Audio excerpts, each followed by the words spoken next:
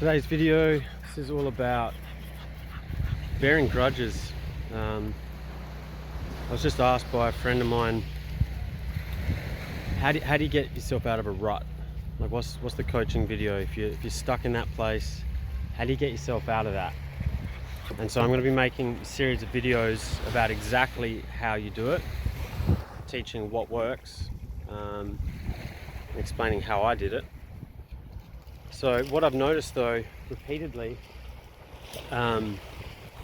is the first thing you've got to do is you've got to accept responsibility for the mood you're in, for the state of being that you're in, for the mindset that you've adopted and the way you feel in your body. Because the more we try and distribute that to other people and claim that it's because of someone else that I made the choices I've made and I feel the way I feel, the more we disempower ourselves, obviously, because we're claiming that these environment conditions in our external environment, which could be a human being, an event, something in our past, is dictating me now, dictates my life, my mindset, my choices, thoughts, actions, beliefs, and emotional states. Now, if that's your mindset, then we are removing responsibility from ourselves and laying it on someone else. The issue with that is, as you know, I keep saying this, if it is to be, it's up to me. If it is to be, it's up to you and me. You always want to ask yourself, what am I doing to contribute to the problem? And what I've noticed with a lot of people that I've coached and spoken to on this journey is that people hold on to resentment, bitterness, anger, and enemies without realizing that if you're stuck in a rut and you've got to get yourself out of that rut, you're trying to figure out what direction to take next in your life. You're wondering if you've even got what it takes to accomplish these dreams that you've got inside yourself. The last thing you want to be doing is depleting your energy, right? Inspiration is the movement of energy, and that's what we use to create. It's what we use to paint and create music and design a house and all of that. Design our life the way we want it. That takes energy. Energy flows where your attention goes. That's the law. So if you're trapped in that resentment and blame and judgment limited chemistry, what it does is it depletes our energy source, and it also, as I said before, it removes us from the center of the picture. Life will do the things it does. You don't have a time machine. I don't have a time machine. We can't go back and change a single thing that we've ever done, that we've ever said, that we've ever felt in our entire life. It is as it is in this moment. And so by choosing to take responsibility for the choices we've made in the face of these moments, of these hardships, of these ups, these downs, then it's obviously we're back in the driver's seat. Obviously,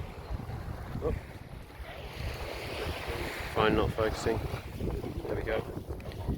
Then obviously if we're going to talk about self-empowerment, then it has to be responsibility for ourselves, always. So by hanging on to judgment and all of those sorts of emotions, all we're doing is staying bound. We're trapped in this event in the past, and it takes energy to create chemistry. That's the law. If you switch on those survival hormonal centers and you stay in that redundant cycle, then it takes energy to stay in that fight or flight response. The HPA axis, hypothalamus pituitary adrenal axis, which you guys have heard me talk about a lot. So the first step to get yourself out of a rut is to assume responsibility and stop attributing blame to anyone else, because no one's coming to our rescue. I'm sorry to be the bearer of bad news. No one's coming to our rescue. If it is to be, it's up to you and me. So you assume responsibility, and then you have to find peace within yourself. And this comes down to acceptance and forgiveness of whatever may or may not have taken place in your line of time. because you can't go back in time and in this moment. By staying in that mindset, all we're doing is suffering and suffering and suffering. And the issue with this long term is you become highly addicted to limited emotions. You become addicted to limited chemistry because it sits on the exact same receptor site on the cell as the brain signals the body as heroin. So if you can get addicted to heroin, then you can absolutely get addicted to judgment, blame, and suffering. It's a really vicious cycle. It really is.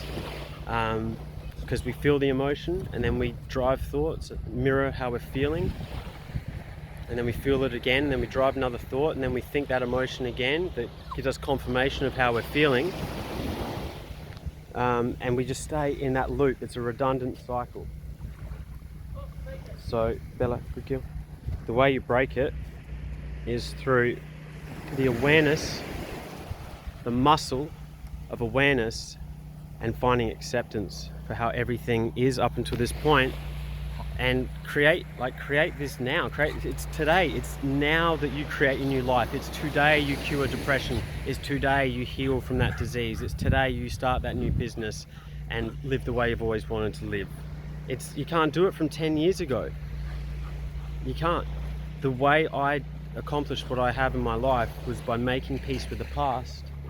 Perfect example is the fact that, I have a father in my life now, my dad. After 25 years, I chased him down, led with love, practiced what I teach my coaching clients, and I got a dad again in my life, because I realized that bitterness was like drinking poison and waiting for the other person to drop dead.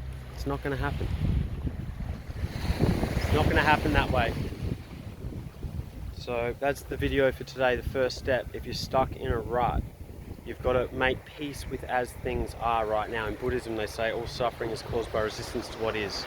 So acceptance, awareness of what's going on, and then commit to taking some action today. Okay, if the action's too big and you don't end up taking it, you've got to chunk it. Use a chunking exercise. Make it a smaller action. You're going to go to the gym. Maybe it's not going to the gym today. Maybe what you need to do is just get your sneakers and put your gym sneakers near the front door. That can be the first step. Because through voluntary action, you change yourself biochemically, neurologically, and genetically. It's the neurological, biochemical death of the old you, and you become someone else. The sort of person who doesn't have enemies. And you can live like that. I know no enemy in this world, and it's a very liberating place. I know no enemies. So, do you see what I mean? Whether or not someone's got an issue with you, you can either adopt that or not adopt it. But in my world, I just have love for everyone, and I have no issue with any person that I've ever met or any decision that I've ever made in my entire life.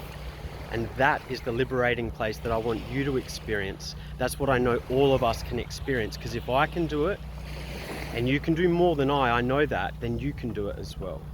So that's today's video. From my heart to yours, guys, sending you light and sending you love. Peace.